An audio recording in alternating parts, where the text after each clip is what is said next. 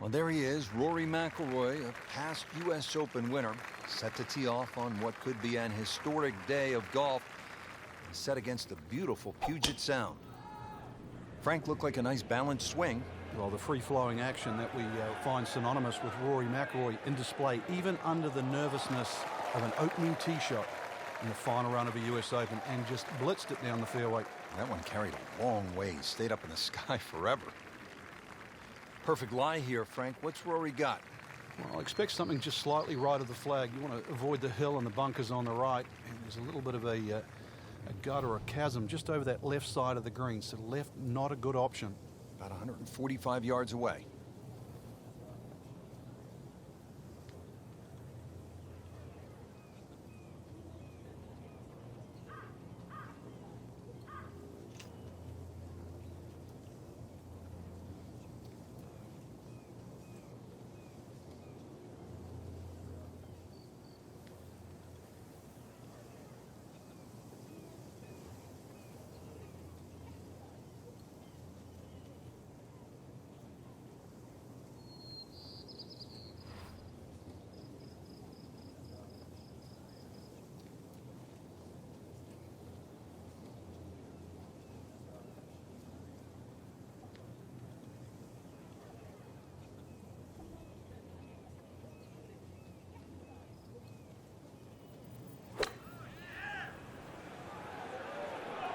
Should be pretty good right there. On the safe side.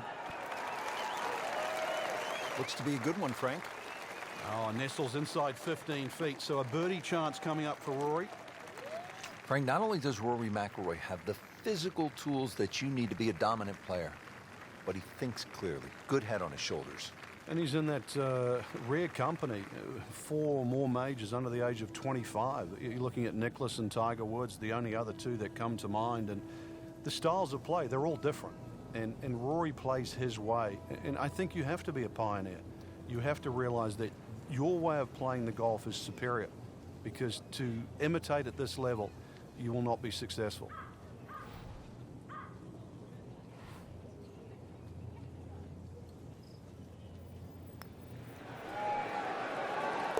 Birdie straight out of the gate. Beautifully done.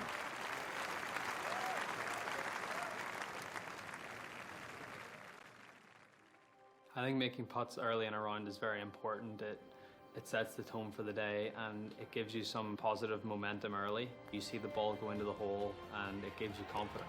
You face a downhill putt at a US Open with greens that are as tricky as that, it just makes it even more difficult. I feel like you always face important putts no matter when it is, but obviously they're that much more important when, you know, it's the final round of a major. Now over to the second, and McIlroy with a challenging downhill putt. Frank, I know it's early, but if he drops this could really spark some momentum for the round. But this putt will be very, very quick. You've got to be careful because the ball can quite easily take off once it gets past the hole. Rory McIlroy looking to take advantage with this putt.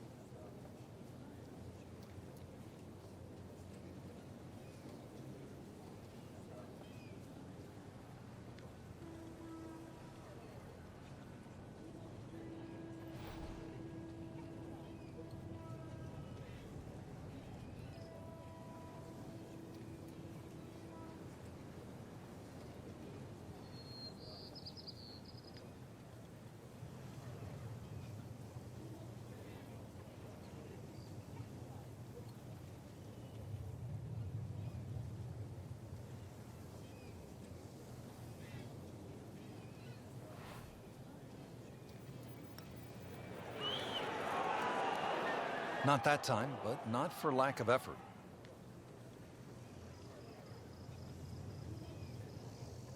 He was looking to make a real strong early statement with back-to-back birdies, but still, pretty good start. All right, took care of his business there.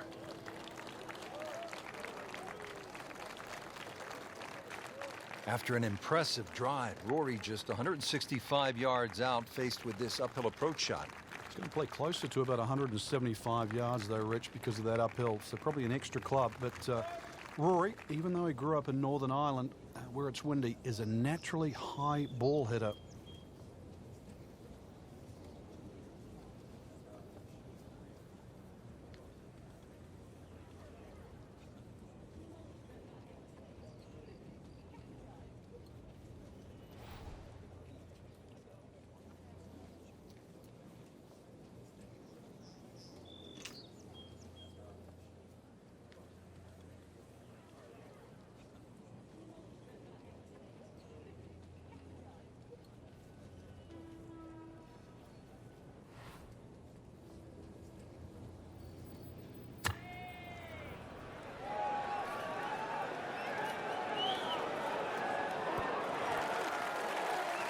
It's a good strike, good swing by McIlroy. No problem finding the putting surface. He has this or a birdie.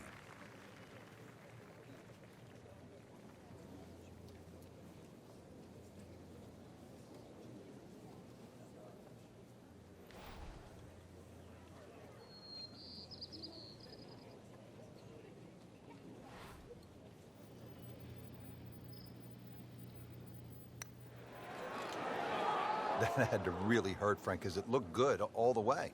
Well, this will test his mettle.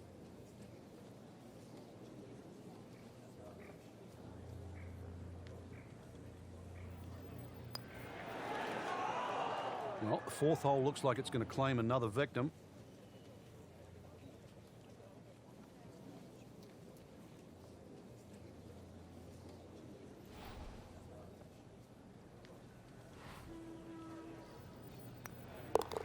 Bit unfortunate, loses a shot here with that bogey. There's some times when there might be a wait on a tee box, or you've played your shot and you're waiting on your playing partners to hit their shots, and you just look around and you realize where you are, because you don't really you don't appreciate it that much whenever you're playing, and that's not what you're thinking about. You're thinking about trying to win a golf tournament and not really taking in the beauty of your surroundings. Well, this is one of the most spectacular spots on the entire golf course here at Chambers Bay. The 9th, they call it Olympus, and what magnificent views as Rory McIlroy gets set to tee off here on this par 3. And there's a great view, too, of how exposed this golf course is. So if the wind is whipping, this hole can play very treacherous. Won't play its full yardage, considerably downhill. Club accordingly for that, 1 or 2 clubs less. And green a little narrow when you get towards the back. So this shot really has to be respected.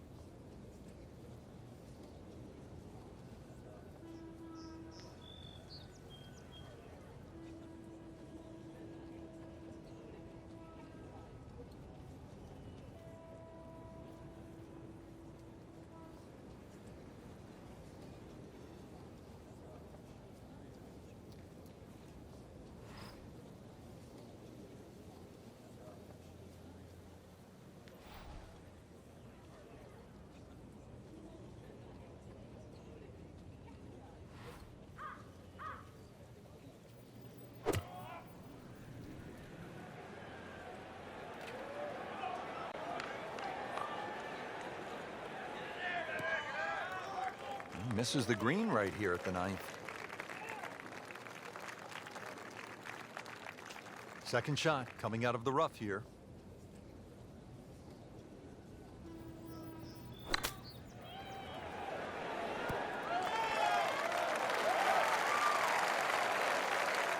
Safely aboard.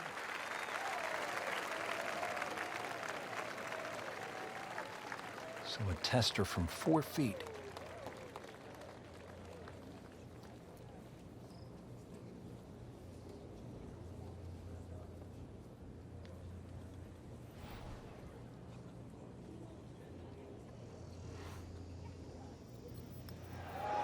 Oh, how did that miss? Are you kidding me?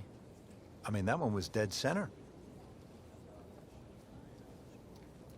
Trying to get out of here with just one dropped shot. This is for bogey. Well, too bad. He gives one back.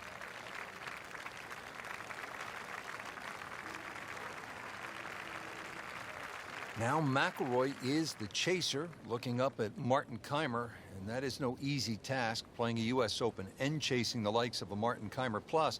Pretty difficult shot coming up here at the 15th. It's going to require a great flop shot to get the ball up so quickly and get it to stop in such a short space is going to take every bit of skill.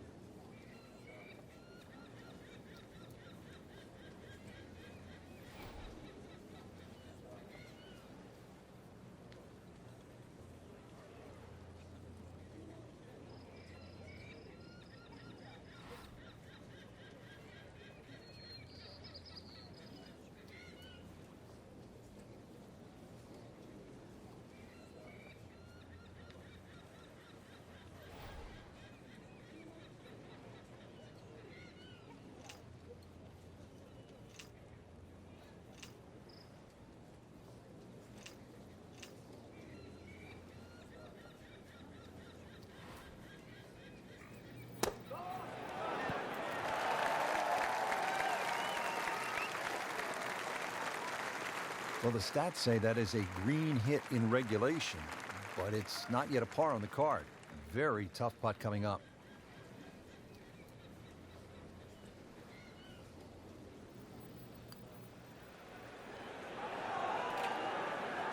Struggling a bit with the flat stick and a drop shot here at the 15th hole. That's too bad. This will be a disappointing bogey late in the round for McIlroy. Might just be too much to come back from. Well, Frank, it's our job to get excited. You can't when you leave it short, though. I'm sad. He's making my job hard. Final few holes to play, especially of a major championship like the US Open. You know, it's what you've worked so hard for. It's what, you know, you've put all those hours of practice in for, and you know, this is your moment. This is your moment to see what you've got against the best players in the world and test yourself at the ultimate level. There's obviously a lot of pressure. You know, you don't want to let an opportunity like this pass you by. You don't want to let it slip. So to stay really focused, really concentrated, try to take one shot at a time, try and put the result out of your mind, control what you can control. But saying that, it is difficult with so many things going on around you, whether it be the crowd, or it could be the person that you're going up against. You know, there's so many things that you can't control, but you know, the things that you can control, that's what you have to concentrate on, and that's what you have to try and, you know, do to the best of your ability. And if you can do that, that's what gives you the best chance to try and win a huge tournament like the US Open. You couldn't ask for much more than what we have right here. Two former U.S. Open champions, 17th hole, tied for the lead, Martin Kaymer and Rory McIlroy. And Rich, it's easy to remember these types of situations, and it's as much about mental toughness as anything right now. The 17th hole is named Derailed, and I'm sure it's a great test for both men's mental toughness.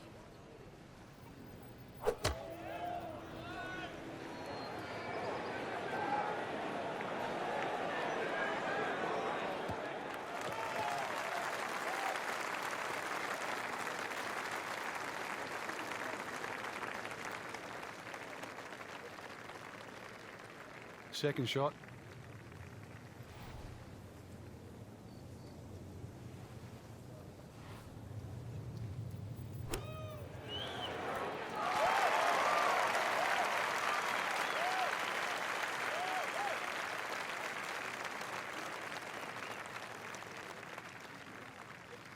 Rory now for par to put a little pressure on Kaymer.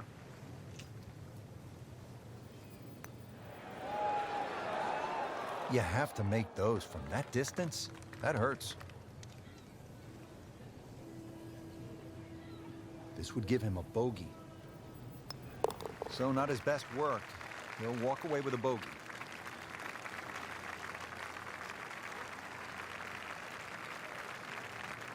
One hole left to play here at the United States Open Championship. It all comes down to this. Frank, what does Rory need to do here off the tee? Well, he has a big advantage, Rich. It's unusual actually to have a par 5 in a US Open as a finishing hole. He's slightly longer than Kaymer off the tee, so he has more chance of reaching this par 5 and 2.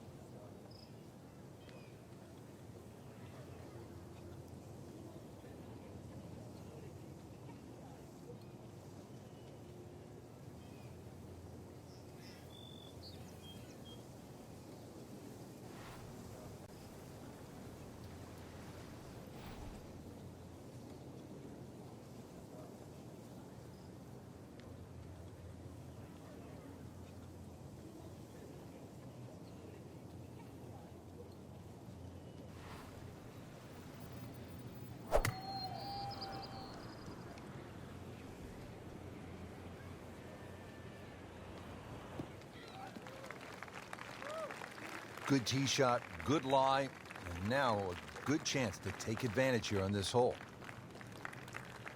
You know, Rich, so often we associate US Opens with just a straight slog, par after par, but this is a real treat. Kaymer at his best, McIlroy at their best, playing anything other than US Open style. This is a totally different generation. Brilliant golf by the two Europeans.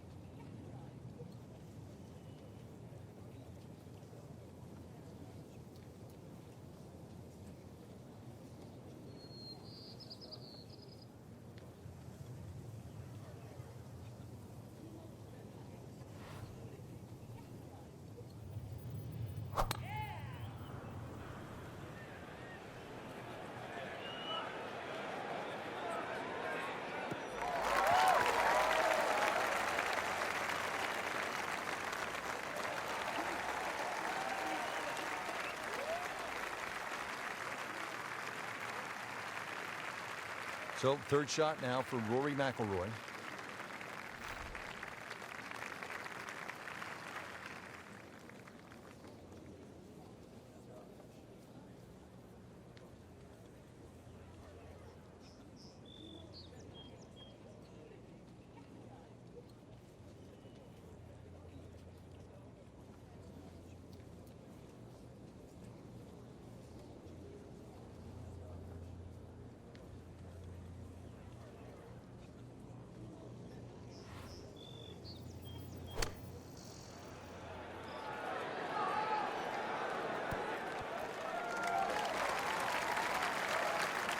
Can still birdie the closing hole.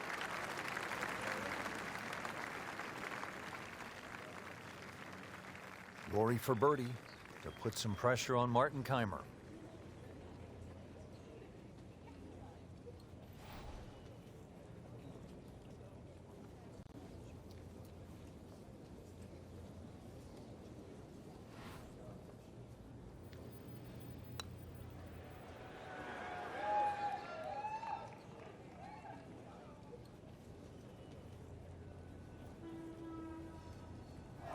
So a long putt there and just didn't read it quite right.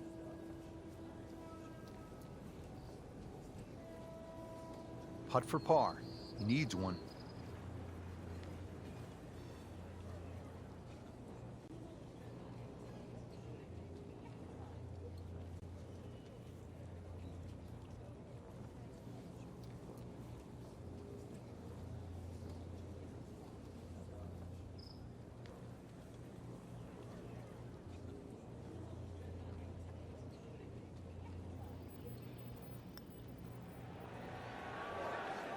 You can't leave it short, Frank.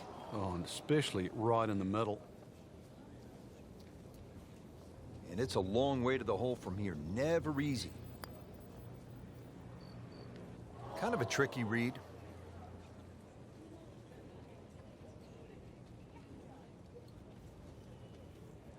These putts keep the round together. Wow, I didn't expect that.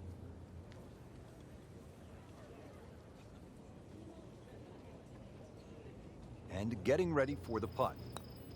The door was open, but Martin Kaymer slammed it shut. Kaymer, the U.S. Open champion yet again. It came down to the final hole. Kaymer really put on a show. This will forever be remembered as one of the best finishes in major championship history.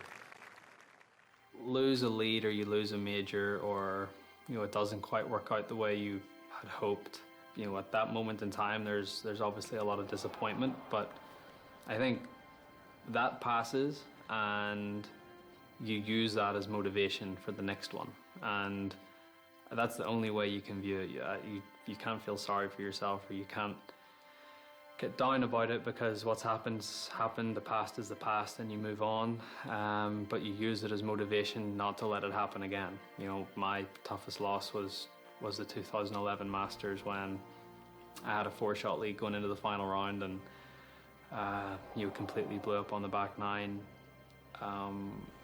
It was a very tough moment for me. It was very disappointing, but I used that as motivation to say to myself, that's not going to happen again. That's not the player I am. That's not the player I want to be. I used it in a way that 70 days later, I won my first US Open and my first major. So sometimes disappointments can be catalysts for good things to happen in the future, and it's just how you react to it. And I feel like, if you react to your disappointments in the right way, they can be very beneficial.